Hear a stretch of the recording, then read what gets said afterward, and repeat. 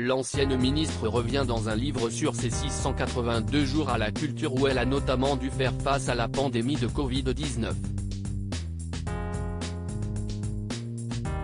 Elle y dévoile d'étonnantes anecdotes.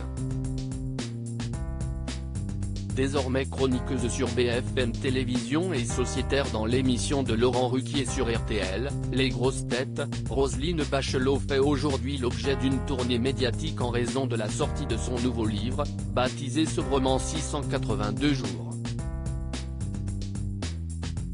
Il s'agit en fait du nombre de jours où l'ancienne femme politique est restée à la tête du ministère de la Culture. 682 jours qui n'ont pas été de tout repos pour la ministre de la Culture d'abord, puisqu'elle a notamment dû travailler en pleine pandémie de Covid-19, où elle a essuyé de nombreuses critiques, n'hésitant pas à y répondre directement. Une complicité assumée avec Elisabeth Borne dans son livre, elle dézingue également Benjamin Biolay, décrit comme un artiste friqué avec une tartine beurrée des deux côtés, qui n'a pas tardé à lui répondre. Mais Roselyne Bachelot raconte aussi longuement la manière dont elle a géré sa contamination avec le virus, alors qu'elle a été brièvement admise à l'hôpital. Aux Parisiens, elle révèle s'être retrouvée aux portes de la mort, mais avoir pu compter sur Elisabeth Borne, l'actuelle première ministre, elle aussi infectée, elle était dans un autre hôpital, on s'envoyait des SMS. Il s'est établi une sorte de fraternité, de sororité entre nous. Un ministre ne peut pas se dire qu'il est fatigué alors qu'il l'est.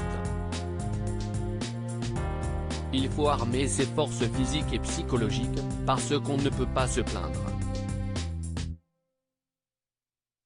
Quand Emmanuel Macron pourrissait les nuits de Roselyne Bachelot, si elle a fait peur à beaucoup de gens, elle a vite repris pied, bien aidée par les deux hommes à la tête de l'État à l'époque, Emmanuel Macron et Jean Castex. Le duo n'hésitant pas à appeler l'ancienne ministre parfois en pleine nuit, de quoi lui faire dire que ces nuits pouvaient être ainsi pourries, nous sommes tous de petits dormeurs en politique. Moi, jamais plus de 5 heures. Mais Emmanuel, à 2 heures du matin, il est debout.